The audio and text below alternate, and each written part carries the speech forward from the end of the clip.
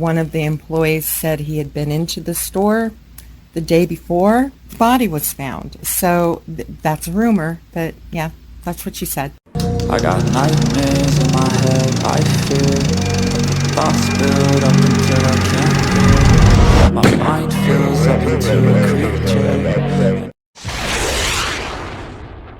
Hello and welcome to True Crime Rocket Science, the most authentic voice in true crime.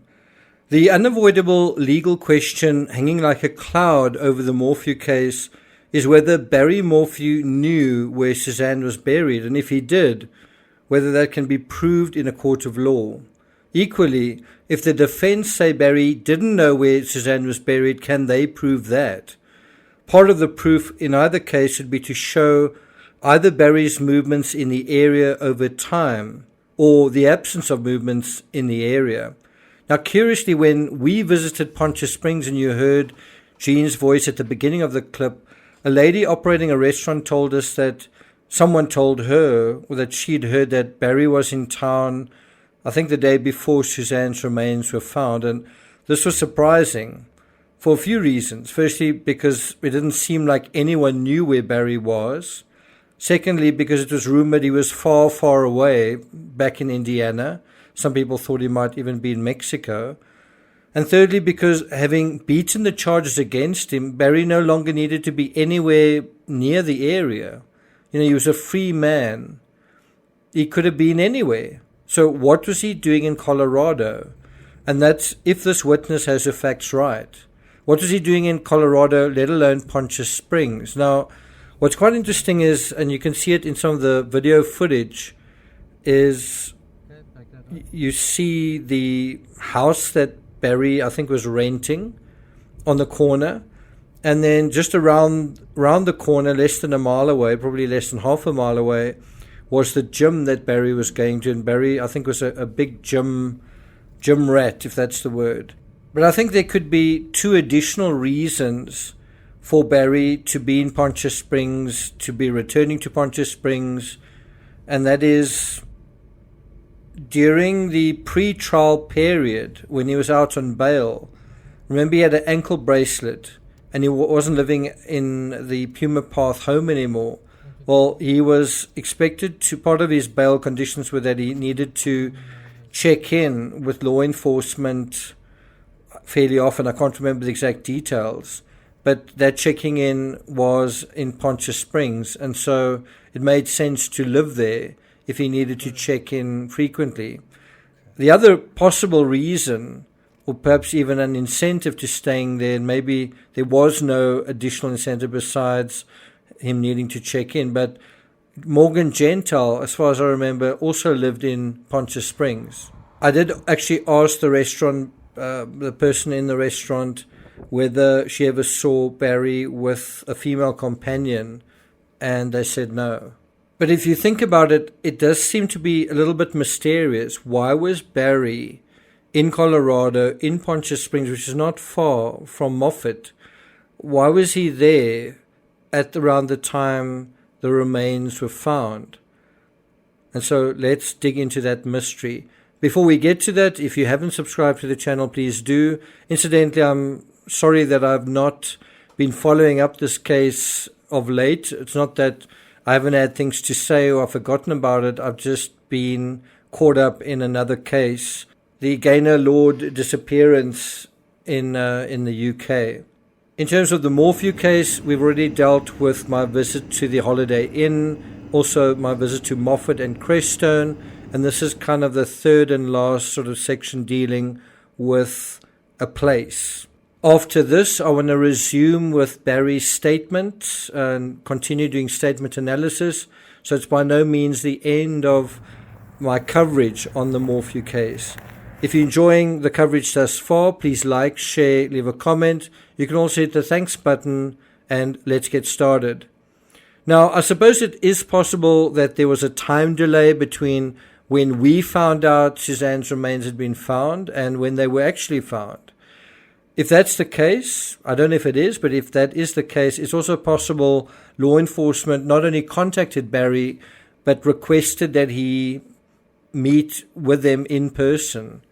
from wherever he was, requested that he come to the area, perhaps for further questioning, perhaps to sign certain documents, perhaps to pontificate on certain new evidence items.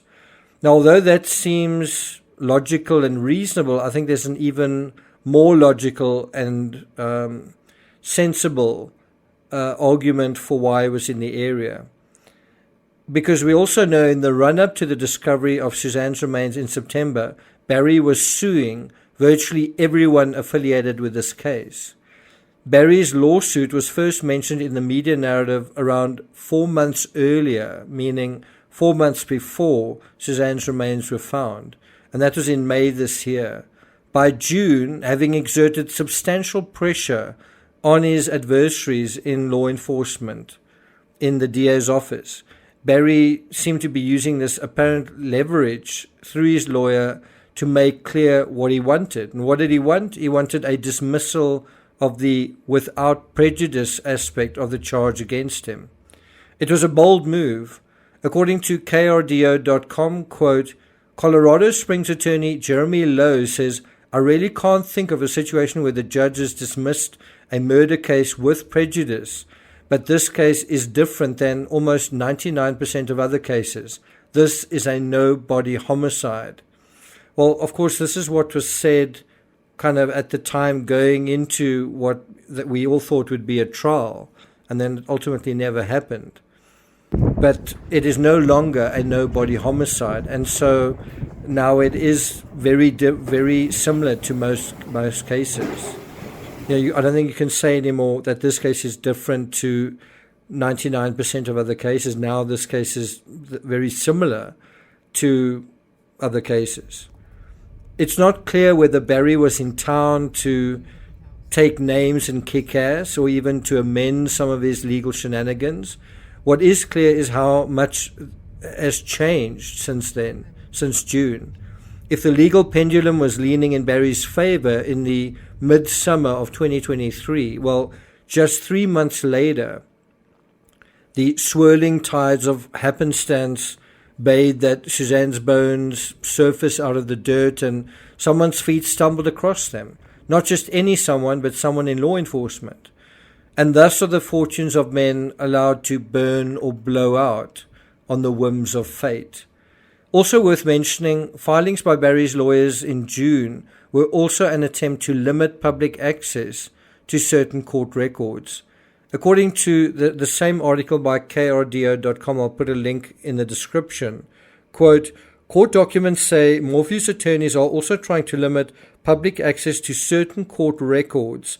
While the contents of those documents remain a mystery, the motion filed by Stanley, that's the DA at the time, says they involve whether the victim's statements may come in under CRE 807 after a case has been dismissed. And one almost has the idea that Stanley could see that this case was heading for a dismissal. Going back to the article, CRE 807 are statements that Suzanne made. What happens is if you are charged with somebody's death, those statements that that person made are an exception to hearsay. So in other words, when someone is charged, if it looks like a homicide, then the victim's statements are no longer hearsay because she's now unavailable because she's killed. Her statements are an exception to hearsay. Hearsay is an out-of-court statement that goes to the truth of the matter asserted, made by somebody. Now, what these statements are by Suzanne are unclear.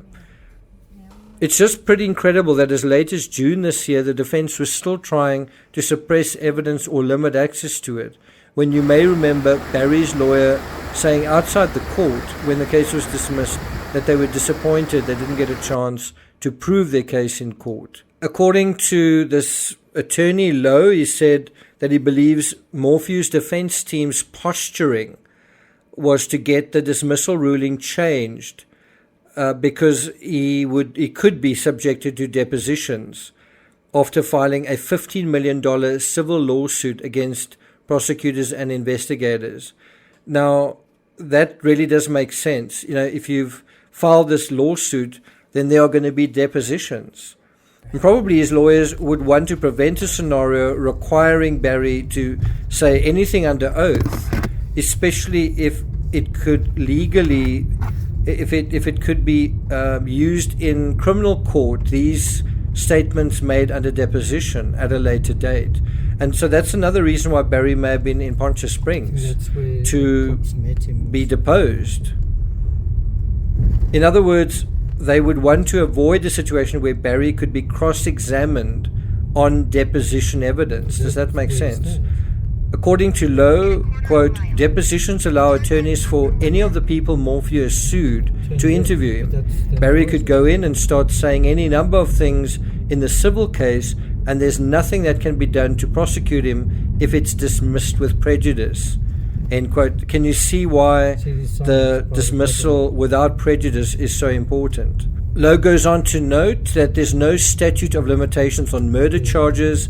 What that means is that time can never run out on the prosecution's ability to refile a case against a person previously charged with murder. And so the situation we're in right now, although it seems inconclusive, it seems like nothing is happening, the legal machinery is really stacked in the prosecution's favor. They can take as much time as they want to build their case, to assemble their case, to get everything in order, and to learn from the mistakes from the previous legal situation that they were in. And so they can really take as much time as they want. And the big difference this time around is the fact that there are human remains, and which means that Suzanne Morpheus is definitely deceased. I never really thought that was a very big hurdle to climb, because we saw something like that in the Frazee case. But I guess in certain legal areas it can be argued that it's a significant hurdle. I mean, in the Madeleine McCann case, Madeleine's parents 16 years later are still maintaining that she's still alive, and what that then does is it postpones an inquest. So that's not a court case, but it's nevertheless a legal inquiry, a legal investigation into the facts of that particular case. In the same article, and obviously this was prior to the court dismissing the case, he said that he thought it would be extraordinary without a trial for the court to dismiss a homicide case with prejudice. And of course he was right. I think Morpheus was back in court on June 26th or somewhere around there, and the case was dismissed without prejudice. And so Barry's legal status remains that his case was dismissed without prejudice, which means charges, if they come, could come at any time. Thank you for listening, and I'll see you guys next time.